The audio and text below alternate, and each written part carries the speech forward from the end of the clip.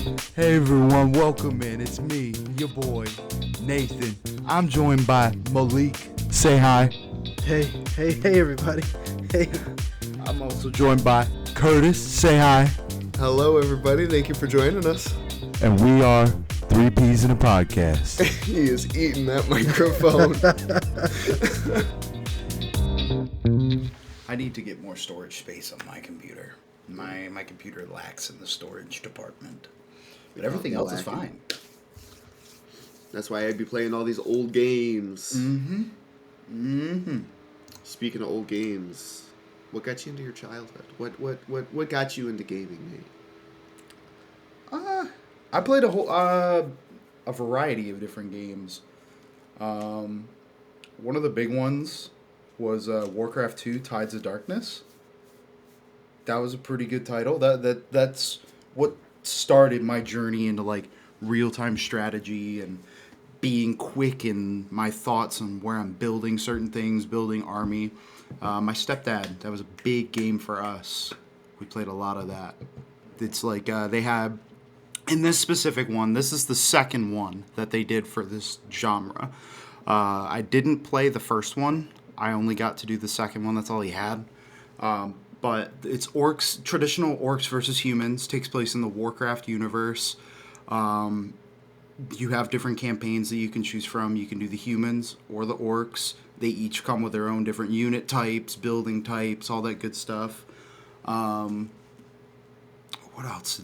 They have, like, on the PC version at least, they had, like, different things that you could use within the game's files. Like, there was a map editor where you could create your own custom maps and stuff like that. That was a lot of fun. I did spend a lot of time doing that. When I was younger, though, I did play it on the PlayStation 2, I think it was the PS2. Dang, that's crazy. I didn't realize they had it for console. I played the third one briefly. Frozen Throne, I think, was the expansion pack for it. That was a lot of fun, but I played that much later into my gaming career. I honestly think that they did a lot of really good work with the Warcraft RTSs. Yeah. Especially because, like, at that time, I'm pretty sure Blizzard really only had games on PC. I don't think they had really ported over to a console or anything like that. I still think they really haven't, besides like Overwatch. I think is the only game that they really merged on console. But Warcraft and the Warcraft 1, Warcraft 2, Tides of Darkness, they got to like a PlayStation port, and it's pretty good. It's pretty solid. Diablo got a mobile game. That's a pretty big port for them. I don't know. Blizzard might have peaked with that one. Maybe. Possibly. No. Going in that same vein, one of the games that got me into gaming was Age of Empires 2, another RTS game. Much more historical, but again, medieval humans. Came out the year... Well, the first one, the original Age of Empires, came out the year I was born, 1997. I didn't play that one too much. I mostly got into the second one, which came out a couple years later, had a bunch of expansions come out. You got to play as, like, the European powers in the base game, so you had, like, France and Britain and the Teutons and stuff like that. And then the expansion came out later that had all of the Mesoamerican civilizations, and I think that one added the Spanish as well. And it's a great game. You got to play through the campaigns where you're focused on, like, historical people. You had, like, the Viking storyline and Attila the Hun storyline and all that kind of stuff. And then because it has been so successful, it's one of, like, the biggest RTS strategy games even to this day. So it's continually gotten updated. When I was in high school, they made an HD version of it. So they updated all the graphics, improved on a bunch of quality. I think when they did the HD version, it came out with a couple new expansion packs. I don't know if it was the same year or the couple years after. They basically released 2 or 3 civilizations like every other year or something like that. And so there's a ton of DLCs. And then 2019, they came out with the definitive edition. So now it's like super high quality. They've got fun tournaments. The prize pools are pretty big. Like, there are people who just play Age of Empires competitively, and they get to travel around and do all kinds of crazy stuff. I know, I want to say November, December. I don't follow the competitive scene that much, but they just recently did a LAN tournament, so they just had brought a bunch of computers to a castle and just had a bunch of professionals play it. And I was like, that's a cool idea for a tournament. That's pretty neat. That's really neat. Bunch of dudes in night attire playing AoE. I don't know if they dressed up, but It's honestly, they complicated. should have. Yeah, for sure. It definitely sounds like something. That's actually... I've played AoE more recently than like the Warcraft 2. And I think we've actually played together. And it's hard, but it's a good time. It's very quick. I've actually watched some competitive videos myself on it. I don't know how the fuck them boys move so damn quick. Yeah, the hotkeys are a big thing. I'll never forget. I was like 4 years old, sitting on my dad's knee playing, and he had like gone to work or something one day, and I was like just home alone playing with it, like pressing buttons on the keyboard as a kid does. And I found out about hotkeys, and then when he came home from work, I was like, Dad, look what I found out. You can like press these buttons and it does things. And so like my dad got taught how to play certain parts of Age of Empires by a 4-year-old, and I think that's great. Well, my games aren't as interesting as you guys's. I don't believe wasn't a PC Age of Empires, nerd growing up. I played PlayStation 2, and I don't know if we're doing video or not for this episode, but I brought props. Oh, Look at this guy. oh man, he brought them. He's like, I didn't just play them. I have them. I have them. Gotta have them. I had the original. All three. I owned all three Sly Coopers, but in my move and setting up my new bookshelf, I realized that somebody must have stolen it because I no longer have it. So I have to replace that. But I've played all three Sly Coopers. We want a fourth or whatever. We want another one. Uh-oh, we might have to release the video for the first episode because it looks like somebody's about to go confess to a crime. I've also played Grand Theft Auto. Nice. OG Grand Theft Auto. The one that everybody loves. The one that everybody wants to be remade. Is this the one that got you into gaming, though? Grand Theft Auto was like your Yes. gateway drug? Right. GTA was one of the multiple. So between Sly Cooper, playing Grand Theft Auto, there's another game that I played on PlayStation called... I'm not going to remember the name of it, but it was a war game, and it was really good. Desert Storm? Desert Storm. Yes, sir. Yes. That's Desert a good Storm. one right there.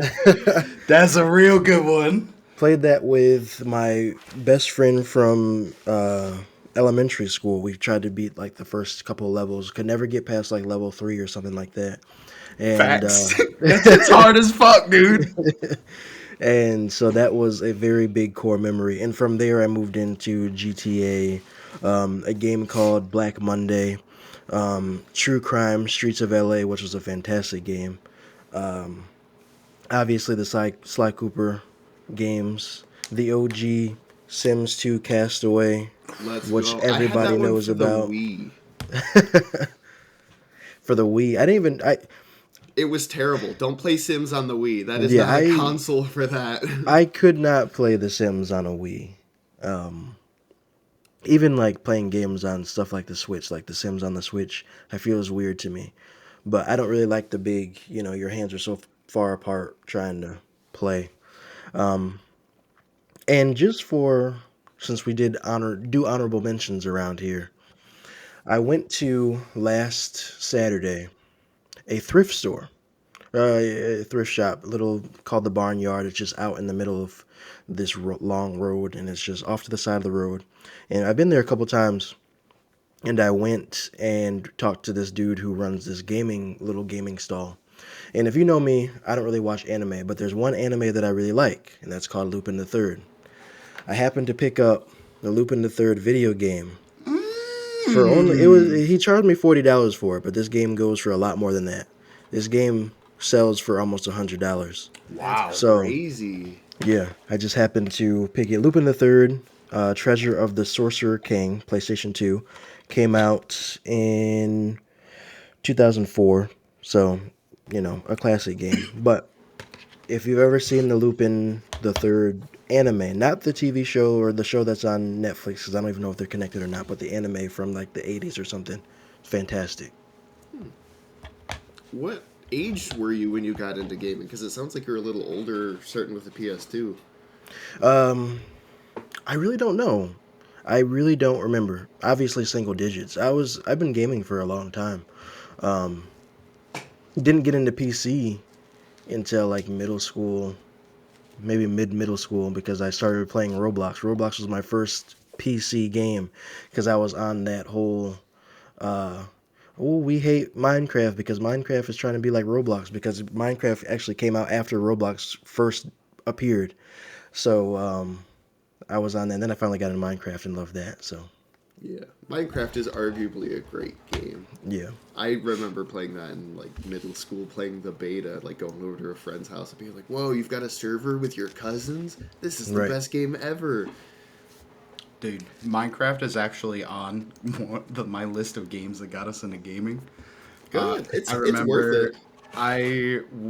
so our art classroom up in New York had like a whole area with computers in it. It was the only classroom that had this amount of computers in it.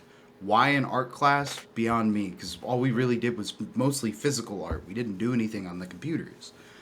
So we would stay after school and tell our teacher we were working on art stuff in Minecraft. We were building things and working in Minecraft. So she was completely fine with it. Dude, there was like 15 of us that were going after school, just hanging out in her classroom at the end of the day. And all of us land up playing Minecraft together. It was so much fun. I think we only used one person's account, so there was like 15 instances of the same person on the LAN, because that was how it worked. It was pretty fun though. It was pretty fun. I got into Minecraft pretty early though. I think that's actually like one of the first PC games like I really started playing. I brought a prop too from a game that I played when I was younger, Romancing Saga. That's a good one. I thought your Sly Cooper game was in that box because I had no idea that I left that game with you. Yeah. And I was like, if he had that, maybe I have that. I opened all my Right. PS2 games. It was not in there. So I only had that game because it was still in the PlayStation. I didn't have the disc or the cover or anything. I only had it because it was actually in the PlayStation from the last time we played. Yeah, I think the last time we played the pirate guy Hawk. Pretty sure. Yeah. That's crazy. I stole somebody's PS2 game doing that one time.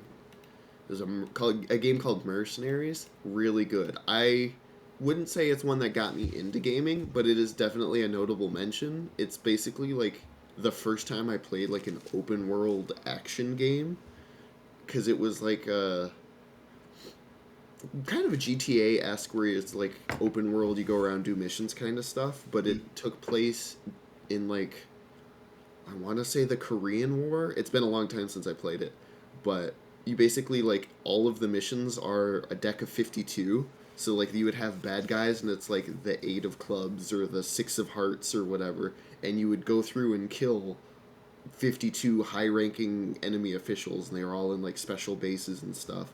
But it was very open world, and you had to build reputations with like the South Korean army and the United Nations and all that kind of stuff. It was really fun.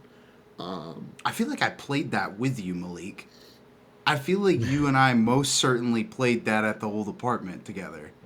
It sounds familiar. Like, I But we- It was swear a to good God, game. that sounds familiar. PlayStation You and I 2 have played had a some lot. bangers. A lot of shooters, so it could really just be a mold of everything that we've played coming together. We definitely played Desert Storm together. We played that Area 51 game that I remember I Area had. 51. That game was okay. It was I'm pretty not as sure- good as I remember it, but it Pretty was, it sure was we alright. played Red Faction as well, which also could be on my list of games that got me into gaming, because I remember the early days with my cousins at my great grandmother's house, sitting in the back room with the big giant TV playing the games. So yeah, We played that. I think we played Red Faction. We did like an hour-long match. yeah. We just sat there running and gunning. I think we did it in the living room. It was a lot of fun. I feel like, because I am slightly older than you guys, I'm just like and I had 3 older brothers, so my video game tastes are just like ever so slightly shifted early. I've got a couple N64 games. PS2 for sure is like peak core memories, but because I grew up so young with an N64, I've got a lot of N64 games. Gauntlet Legends is like kind of like a Diablo-esque game. You like pick a class and you do the dungeon crawl and you grind for things and complete, there's bosses and stuff like that. But it was a super fun kind of like fantasy dungeon crawly game that got me into that genre when I was so young. And it had 4-player co-op for the N64, and there was 4 boys in that house. So that was like a go-to game for us. And for the viewers at home, we recorded a dummy episode for practice, and I talked about Jedi Power Battles, and that's getting a remaster soon. And that's another one of those games where it's like fun co-op. Used to play on the PlayStation 1, where you had like an 8 megabyte memory card, which was like peak storage that was like $30 or something ridiculous. And we had lost our save because we didn't own Jedi Power Battles. We had to get it from Best Buy. Or not Best Buy, Blockbuster. Right. And so we like lost our save and had to start that one over one time. And I don't know why that is like such a core memory for me, but like that's why like I love all of the games you're talking about, but it is funny going through my list now. It's like, oh, I'm kind of older. I didn't realize. But we'll just Well, that's blame my one brothers. thing that I can say. I don't. Now that you said that, I have played early on in my early days as a young Malik. Back when I was a boy. I have played because we own. It's not here. It's back home in Georgia. We own a GameCube, Dreamcast, NES. So I've played Duck Hunt. I've played the OG X-Men games. I've played Crazy Taxi, which I actually bought and own on PlayStation 2 now. And what are the other games? Like games like Pokemon Yellow, you had the cartridges you had to blow off and put in the. So I own all of those games, but now that you said that, it just brought back a lot of memories that I didn't even remember having prior to PS2, because I thought that's where I started, but now I'm remembering that I have played these older buddy, systems. start them young. Get them kids in there. Yeah, Pokemon, great. I technically played Pokemon Stadium on the N64 first, and like my brothers played Red and Blue on the original Game Boys. So like those are technically the ones that got me into the Pokemon series. But the first one that I ever personally owned was Sapphire, which I think is the 3rd generation even, so it's a little bit later, but like that was my first, I owned that cartridge, it was my decision kind of game. And so that will forever like hold a place in my heart. And then the year after that, my parents were like, oh man, he really likes that Pokemon game we got him. You know what we should get him? Rescue Red. He gets to play as one of the Pokemon and like dungeon Beautiful crawl game. as a Pokemon. So like those 2 games combined, amazing. The Rescue Team games are peak Pokemon games. Oh my god, they're so good. Pokemon, honestly, one of the best games ever. Got me into gaming. Probably one of the top games. I remember how much we played on the bus growing up. Like, my mom would not let me bring my DS to school. Like, she refused. But I snuck that shit all the time, bro. I would be coming home and be like, Mom, look at this Pokemon I got. I had to trade with a homie on the bus to get it. I remember one time she actually let me bring it because I begged her. I was like, I can only get this Pokemon by trading with somebody. I have to bring it on the bus. And she was like, no. And I was like, Mom, literally look it up. That's the only way to evolve it. She looked it up, and sure as shit, you really did have to trade with somebody in order to evolve that Pokemon. I think it was either like a Kadabra or a Haunter. And she finally let me do it. And I came home and I was like, look at this shit. Look at this. I have it now. Oh my god. Pokemon was great. The Rescue Team game's great. Love it. Love Pokemon. I think the first one I got into was actually the remasters of Red and Blue. I think I got Fire Red. And then after that I got into Sapphire. I wanted to get Emerald, but we only ever got Sapphire. And then from there, I literally pretty much played every single one of the regions.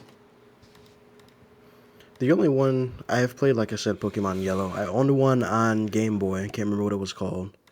But the only one that I've ever played and finished, and I guess enjoyed, was Diamond. I own Shield. Haven't really got into it, but Diamond was the only Pokemon game that I actually really loved and enjoyed. I'm not really big on Pokemon. I really never have been. It's a cool game. I play Pokemon Go. I can collect Pokemon that look cool. I have a favorite Pokemon, but I don't know all the types, the type matches. I'm not into it like everybody else, really. That's fine. It's not a big No, get out of here. I think that's fine. That's the beauty of it, is like it's been around for so long that you can be as casual as you want with it. I definitely don't enjoy some of the newer games. They're trying some new mechanics. Like the newer ones are more open world. Like I really do enjoy parts of it, but like I had Sun and Moon, didn't hit. I played Sword and Shield, didn't hit. But I don't know if I'm getting old or what, but like they're still good. They're still good. I'm still glad they're adding new Pokemon. 1,025 of them, baby. We can clearly tell who the Pokemon fan is in this group. Yeah. I mean, he does also have trading cards, so like he's got me beat by far. All right, Malik, you were flexing that you have a Pokemon that's your favorite even though you don't play. Let's go through favorite Pokemon. We're already here. We've already hit the tangent line. I got a couple of him in here. We got Steelix. Steelix is definitely top boy. Top boy right there. Look at these. Shout out to Josh. For my birthday a couple years back, he went out and got a ton of different Steelix. That's cool. Like merch. Somewhere or another, I actually have a plushie for Steelix. That's crazy. Steelix is cool. I don't know. A couple of years ago, I just kind of looked at this dude a minute and was like, yeah, he's cool. He's definitely my favorite. Cool, thanks, Nate. Malik just he dodged was the saying, question. you said. No, I'm not yelling at you. It's not your fault. He dodged the question. I just thought it was funny. What was the question? What's your favorite Pokemon, Malik? Oh, I thought this was for everybody. I'm sorry. It was brought open to the class because you dodged it like a boxer, but it's fine. A bob and weave. So, last year, was it last year? I think. Well, the year just started. So, yes, last year. Welcome to 2025, by the way, everybody. First episode of the year. I was gifted this giant Pokeball. Damn. By one of my best friends, which opens up to reveal cards. My favorite Pokemon just so happens to be Arbok. Nice. Who evolves, obviously, from Ekans. Love it. Mm-hmm. That's a classic, starting with Gen 1. And yeah, that's really all I have in here. I mean, I've got other ones in here, but these are my two favorite. I had another Ekans card, but I think it's in my car. I used to keep it in my car, so don't know where it is. That's crazy. Ekans is good. Both like long boys. That's interesting. Yeah. My favorite's Heracross. Big ol' elephant beetle dude. Fighting bug. Love him. Pinsir? Nah. Not a Pinsir fan. Don't like Pinsir. But Heracross, he's where it's at. All my homies hate Pinsir. Pinsir does have a cool shiny, though. It's like purple and green, I think. I got it. All right. I was a hard Pinsir hater because he was like Heracross, but worse in every way. Then I got Pinsir's shiny in Pokemon Go. And then I was like, all right, Pinsir gets a little bit of respect now. Heracross is pink. Yeah, Heracross is cool. And I think he was in the anime. I didn't watch the Pokemon anime that much, but like, it was good. It was good. They still make it, and there's too many episodes. There's no way I'll ever watch all of it. But that is also a very early memory. This is not even about video games, but every morning waking up to Pokemon on Cartoon Network, we've all been through there. Like I said, I'm not a big Pokemon fan, but I watched that show like it was, It's the last thing on earth. Yeah. It's a good show. It's good. It's good action, decent storytelling, cool characters. What's not to love? Bright colors. I mean, Kid Brain goes hard when Charmander blows a flamethrower. Let's be real. Right. Kids also seized out when Porygon did a... Hey, whoa, that episode got cut. They also cut the episode where I think James pulls a gun on somebody. No. It was the team goes somewhere and it's private property, and the dude walks out with a revolver and just points it at him and is like, "What are you doing here, kids?" And they're all like, "Ah!" They got a loaded gun pointed at him. That's crazy. Oh yeah. They're old episodes that got cut, but the Porygon one that was crazy. They had too much of the little blinking lights, and they didn't even realize it immediately. They aired the episode all across Japan, and a bunch of people started having seizures because of all the flashing lights. It might be a good topic for another episode, a nice history episode. Yeah. I didn't realize we were all big Pokemon fans like that. We'll probably do a Pokemon episode in the future then. Another little fun fact. Kadabra just came back within the last year. Kadabra was actually cut from being made as a card, and that entire line was deleted from cards for a very long time, solely because there was a magician in Japan named Kadabra. That's crazy. Abracadabra. Yeah, and he sued them because he said he did it first. Thank you for that. Crazy. That's real, though. It's 100% real. Bro look got it up. mad. Everybody look it up right now if you're listening. Tell us in the comments. I'm probably partially right. I feel like no research. Tell us if Nate is lying. Things. I'm pointing, but I don't know where my camera will be in the edit. Yeah, we'll see if we actually launch video with this episode. But we've been talking. We brought props. Y'all brought props. I didn't know we were doing props. I'll just edit in all your little pictures. Yeah. I'll just have to do little pop-ups, fun things to edit and post. Good luck, buddy. But yeah, back to gaming. This one, Core Memory, is a game that you never quit. Everyone just says you take breaks. Old school RuneScape was just OG RuneScape, but now they've split the game into two separate games because the company kind of messed it up. But old school RuneScape, baby, easily put 5,000 hours into this over the course of my life. It's a crazy game, huge time sink, which is why I'm on break with it right now. As an adult, I just don't have time, but you get addicted to it. It's a horrible game. Objectively, the mechanics are bad. The community's toxic. The game development side of it's bad. It just, like an addict, you can't stop, though. I'm going to get a lot of emails for this episode. Number go up, brain happy. Gamer basic logic right there. That's it. That's the whole story. Number go up, brain happy. I started playing it in middle school. Well, probably earlier than middle school. 4th grade or something. And it was so much fun. So many core memories. The early holiday events were so cool. And when the game first came out, all of the holiday events were locked to that event. So if you didn't play the Easter event in 2006, you didn't get those items. That's it. And you could sell them. So they were worth a lot of money. I miss when games used to do that. I played a couple games that did things like that. It had like event exclusive items that you could trade and sell. I'm a completionist. I'm glad they stopped doing it because, like, I kind of get FOMO, but at the same time, they were cool. Well, that's the thing with a lot of the older classic MMORPGs. Like World of Warcraft, there's so many things that they had for events and in the history of World of Warcraft that you can no longer get now.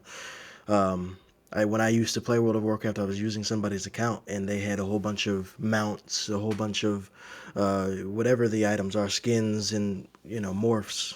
But a lot of those things are no longer achievable or gainable. So Yeah, they hit change password. yeah, Yeah, no, World of Warcraft, I only played a little bit. I had some friends, like, let me play on their accounts for a little bit, but the monthly subscription was way more than RuneScape, and I could not convince my parents to pay for it. So, Right. also, I just don't think it interested me as much. The quests for RuneScape were amazing. It was, like, genuinely peak storytelling. I feel like World of Warcraft had a lot of go here, fight 20 wolves, and collect their pelts. RuneScape quests were, like, genuine, like, telling a story, solving a mystery. They had some fetch quests for sure, but like especially now, all of the newer quests they've made are like good quality. I wouldn't say like productions, but like they've got cool cutscenes and stories, and like they really have done well for themselves. I think that's the reason RuneScape has been so successful as an MMO is like they have done quests correctly. Because a lot of their skills are what other MMOs have for quests, where it's like, go here, kill 20 of whatever, and collect their pelts. That's the entire Slayer skill in RuneScape. Like, they just decided to make that a skill and make their quests actual, like, good content. Arguably, Warcraft has some of the best storytelling I've ever seen. It's got great lore. I won't argue that. I know a lot of Warcraft lore because I was a Hearthstone fan, and I liked the lore so much that I started learning it. But, like, yeah. World of Warcraft, I think, has some great lore, but it also is notorious for bad quests. At least as an outsider. as a player as well, it's just they're weird. Go here, kill thing. Go here, talk to person. Then go here and kill the thing that you talk to. Yeah. But that's also why I can't get into MMOs that Yeah. And now well. as an adult, MMOs are just such a time sink. I can't do it. And I'm a completionist, and they always be adding stuff. So, like, there's no way you can ever finish an MMO, and that just makes me sad. Right. Because it's like 2,500 efficient hours up to like 4,000 average hours to max out a RuneScape account. And that's not even getting endgame gear or all the pets. That's just getting all of your skills to 99. And they're talking about adding a new one. So, like, Right.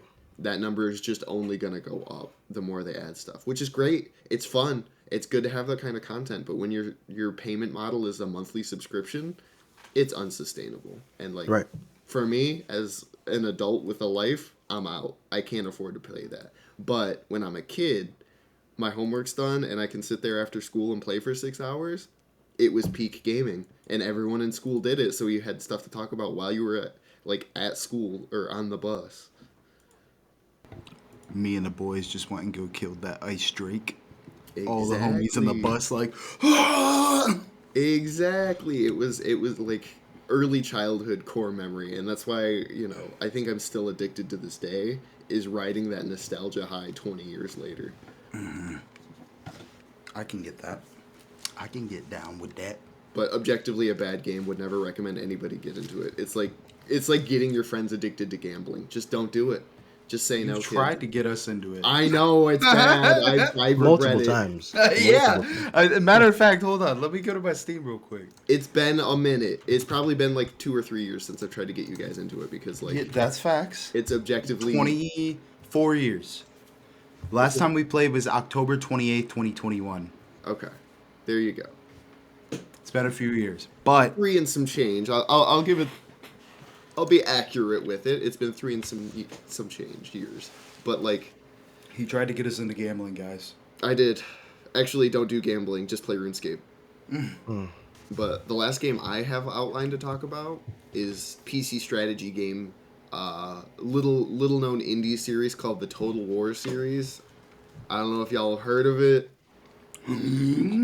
Started playing it when I was a kid. Also got me into like I don't know you'd call them grand strategy games, but got me into like deeper strategy games. Gave me a love for history. And honestly, like as a kid, you grow up playing action figures, and then I found a game where you can control like 2,000 people and just have massive armies fight. That was so cool as a kid. But like a year and a half ago, there was the meme where like every boy knows about the Roman Empire. Total War Rome, gateway drug to these kinds of games, baby. Let me tell you about the Roman Empire. It got me into gaming and the Roman Empire. And then they had Shogun, which I think actually came out before Rome because it was like a little clunkier, so it for sure like came out first. But it had cutscenes. You could make ninjas and like assassinate other generals in that one, and it was like the first game I saw with like cool cutscenes that weren't an actual cutscene. It was like a little pop-up that came up, and there was a little movie of a ninja trying to assassinate somebody. And depending on if it was a successful attempt or not, it played different cutscenes. Oh, that's cool. And the game came out in like, I want to say 2001 or maybe even earlier. So like pretty early on into my gaming, and it was a lot of fun. So, I do have a couple more games on my list. My last two, jumping back to the PS2 bandwagon, Ratchet and Clank. I feel like go people who played Ratchet and Clank heavy didn't touch the other cartoon characters. Like, there was a bunch on the PS2 that were like staple characters. Ratchet and Clank, Crash Bandicoot, Spyro, Sly Cooper, Jack and Dexter. They had the boys, bro. But I feel like the people that played specific ones, like Ratchet and Clank, you didn't touch the other ones. You played Sly Cooper, you didn't really touch the other ones. It's just how it was. Like each of these games had their own dedicated fans. But one of my favorite Ratchet and Clanks that I played was Up Your Arsenal. Was that the multiplayer one? I think a couple of them had multiplayer options. Yeah, I had two of them for the PlayStation 2. I had Up Your Arsenal and something else. It is Up Your Arsenal. Yeah. Up Your Arsenal was multiplayer, and it was the base fighting ones. Yeah. Me and my buddy Billy, we would play the crap out of Up Your Arsenal. I didn't own it myself, so like I got to use a couple different guns that were in that game that weren't in the other ones.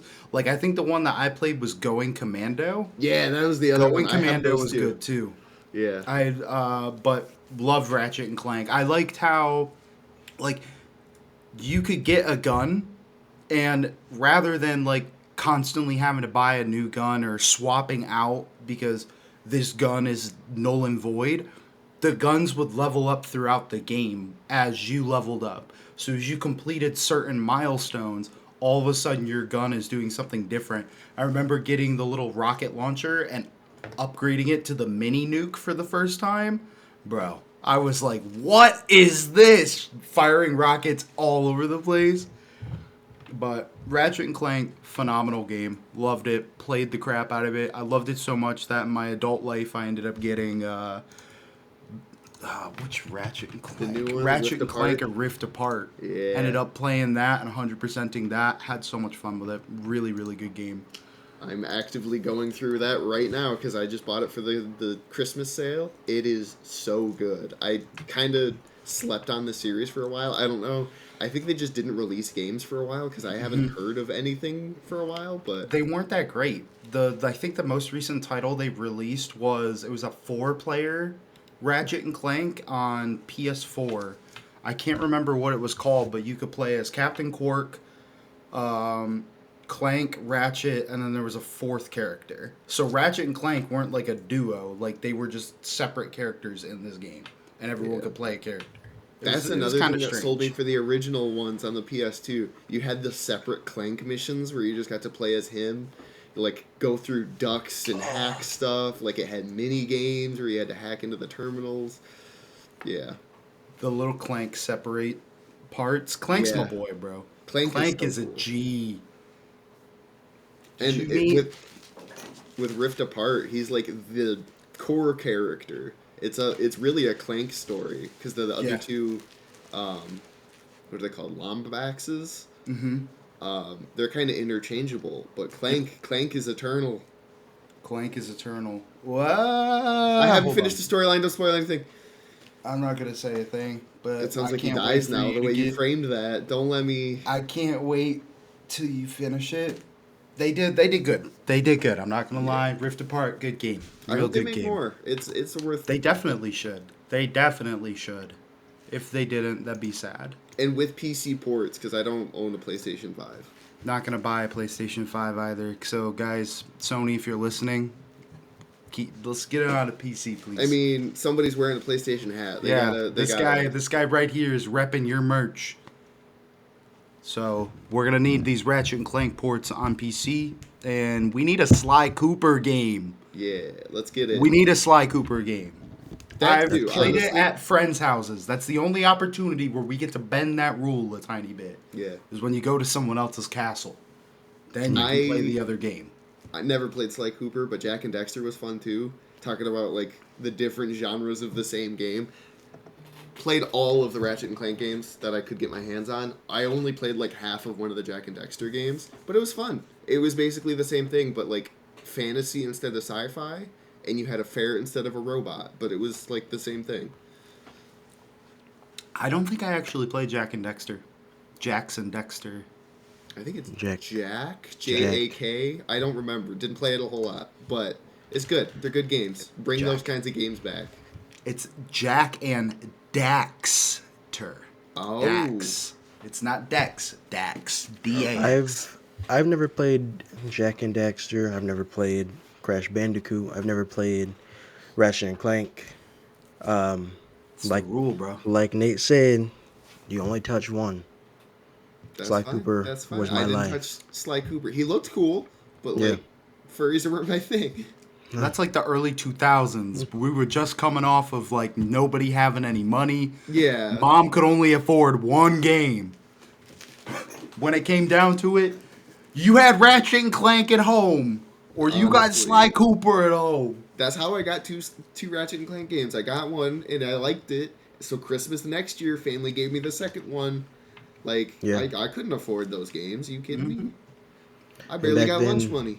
They used to play. I don't know. I don't watch TV anymore. They used to play the commercials on the TV for video games. So I played the first one and I was like, "Wow, the second one's coming out. Can I please get this?" And that's just how I kept getting Sly Cooper games. Did you guys ever touch the Kingdom Hearts games? Kinda. Yeah. I played one of them. Yeah. But like the storyline was all over the place. I have watched it. All right, I'll be real with you. I've watched an in-depth dive like YouTube video about it. Haven't played the whole series myself, but like it sounds like the lore's kind of a mess and all the games are disconnected. So it's very much all over the place and it's kind of hard to follow for me at least. There's just so much going on. There's like 300 different characters happening. Well, Sly Cooper got me good. Gameplay-wise, peak though. Yeah, I mean, who doesn't want it was good? Who doesn't Good want to fight slasher. like Cerberus or whatever with Donald Duck? Like, come on, that's a great game.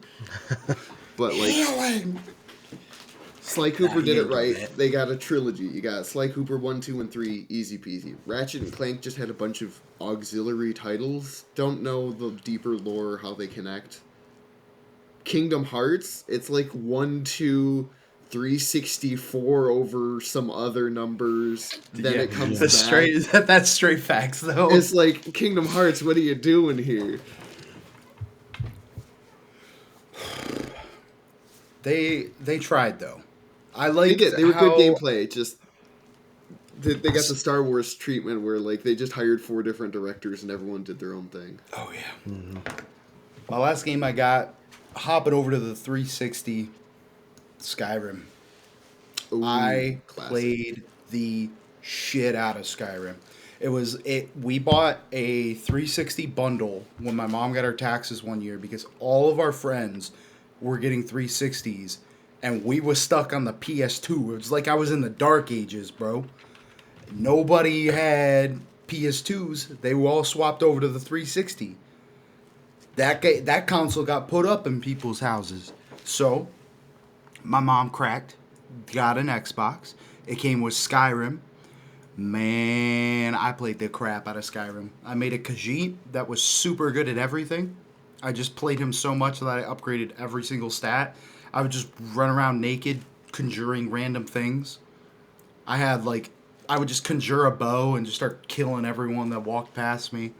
Old Skyrim, before they've updated things, that was Todd Howard's true vision. That was what he wanted us to play. Was what came on the 360. And let me tell you, that is peak gaming. Before any of these remasters, base Skyrim on the 360. Take me back. That's peak. He said Walking Samsung into a fridge village. Skyrim ain't got nothing on it. Walking into a village, shooting a chicken, and the whole village just wants you gone. Love it.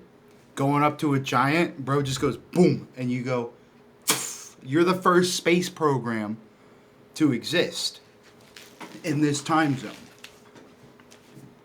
It's going to a giant camp because it'll hit you one good time, and the 360 doesn't know how to render the physics of it. So they're seeing a weapon that does like 400 damage, and they're like, obviously a 400 damage weapon is going to make whatever thing it's hitting go. So, giant space program. I get it. That's awesome. Did you end up playing any of the other ones, like Morrowind or Oblivion or anything? I did not play Morrowind because my PC, it can't run it. My PC goes too quick, so Morrowind just goes, eh. But I have played Oblivion.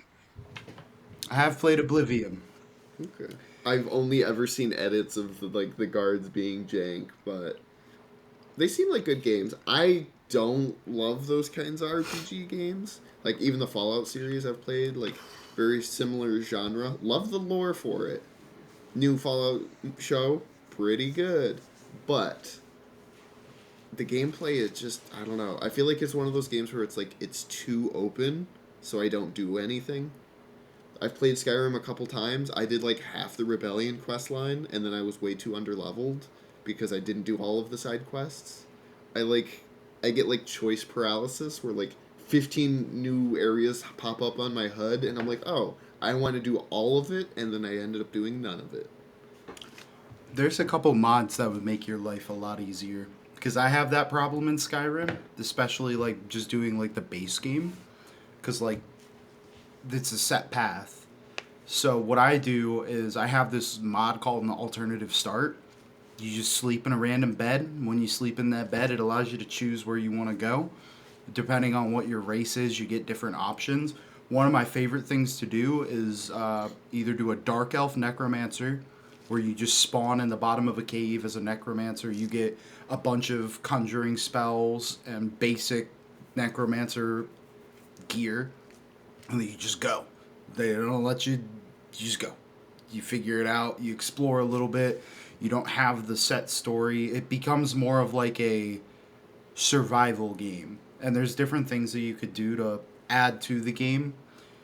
I also really like just being a random hunter and just letting my story go from there. Because it'll spawn you at a random camp in the middle of a woods. And there's like 5 different camps that you could spawn at. And they all have like set things around them that are base level quest that you can do, so it just goes. And you build your own story from it. I really enjoy those types of immersive games. Good. Yeah, I mean, you're not the only one. They keep releasing Skyrim on every platform because it is so successful. Skyrim on the Samsung fridge. That's what I'm saying. Like, it's crazy how much it's loved, but at the same time, like, not for me, and that's okay. I'm glad everyone else has enjoyed it. It's definitely like changed the culture of gaming because now they have added like that kind of skill system into every known game they could add it to. Like, it definitely, I've enjoyed the ripple effects of that game. I just don't like the game in and of itself. But, you know, maybe I'll try it again with some of these new mods you've recommended. Do it. In on this show, we talk often about games that should be remade, and they already announced many moons ago about not Skyrim, but Elder Scrolls 6. I just wanted to add the fact, and I read a lot of articles. I'm a nerd. Just a couple days ago, on the 7th, the Elder Scrolls 6 trailer is now as old as Skyrim was when they dropped the trailer. Skyrim was 2,403 days old when the new trailer dropped, and as of the 7th of January, the trailer is now the exact same 2,403 days old. So it has now been that long since they've released the first and only trailer for this new game that we're all still hoping for some reason. Is it because Elder Scrolls Online is doing so well?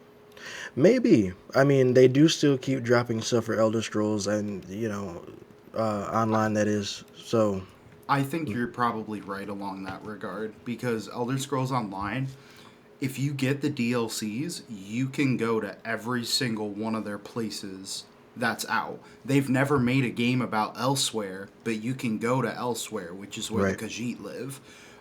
You can go to Valenwood, which is the place where the elves live. Like, you can do all these things in Elder Scrolls Online, which is what was going to be after that. The whole the ad that Malik is talking about, where trailer for the new Elder Scrolls game, literally all it is Elder Scrolls 6 yeah, in front of a mountain with some water. yeah, That's literally all they released, and it took the world by storm. and that's all I did. And Never did anything else. And I'm pretty sure they've released a game since then. So they've released Fallout 4. That came out already. They did 76. Technically, 76 is another company, but still Bethesda's work. Elder Scrolls Online, and then they dropped Starfield. And Starfield was a fucking joke. Because I think people were saying Starfield should have been the new Elder Scrolls. So yeah, they're not really. Who knows when we'll get the new Elder Scrolls game? But I think, and it's weird to say, but they have gone the GTA Online route. GTA Online picked up, and even they were here before GTA Online existed, but it was such a popular thing that Rockstar was able to live off of this one thing without doing anything else for that series, and now Bethesda is living off of ESO, with little other things along the way. Yeah. So, I mean, I think Nate brought up a good point. They kind of did the same thing with Fallout. They've got Fallout 76 now. Like, right. They made the TV show, but they're basically coasting on those two franchises now, which is nice, but I think live service is a business model. I don't think it's the best in most regards, because, like, it's nice to have a small, like, contained series. Even if they were to, like, steal parts of the map or assets or whatever, I think it would still be good to release a new title for those franchises, especially when, like, the Fallout series case, like, I think it's contained just to, like, the New England area or whatever section. I haven't played it in a long time. Fallout 76 takes place in Appalachia. New Vegas takes place over in the Vegas area. Yeah. But they're different Fallout- time periods too. They all take place in the same, except 76. 76 takes place a little further, but usually they all start relatively around the same time frame of when the bombs went off, because they all go off at the same time. So it's how it affected those certain areas. I think Elder Scrolls did too much in terms of Elder Scrolls Online, because they put all their cards on the table immediately, compared to 76, where 76 only takes place in Appalachia, and they're slowly adding onto and expanding it. Fallout, they're going to be able to put out another game and they have nothing that somebody could go, oh, well, in this game you did it this way. But Yeah. if they try to drop an Elder Scrolls game for, like, say they go and do Valenwood, everyone's going to be like, well, in Elder Scrolls Online, you did it this way. So they kind of screwed themselves with Elder Scrolls Online. But if they go anywhere with Fallout, it'll be amazing because you could set it up however you fucking want to. Exactly. Like, oh, the bombs affected this place. Or shit, this place didn't even get fucking hit by bombs. How did it affect them? Just getting a little gas radiation at them, you know? Well, and I'd be interested to see the Fallout series do, like, extended stuff, like go farther north, see how, like, it affected Canada. Because I know some of, like, the base lore is, like, you know, there's the big war of 2077 with China and Russia and everybody nukes each other and blah, blah, blah. But, like, how does that affect Canada? Like, they're right north of us. Do they also get bombed to smithereens? Are they fine? Because, like, you get the new California Republic forming, and you get some development with that now with the new TV show of, like, what happened with all that. But, like, you know, how does that affect north of Canada, you know, the Pacific Northwest? Or, like, there's just so much to build on. I would really hate to see them stagnate the whole series with just Fallout 76. I hope they do it right because they very much shot themselves in the foot with Elder Scrolls. Yeah. Which, you know, I think they are going to do more Fallout stuff because I'm pretty sure they have a second season for their TV show filming right now. So, like, that one will for sure continue on. I think Fallout's TV series was like the only game adaptation so far that stayed pretty damn true to the games as well.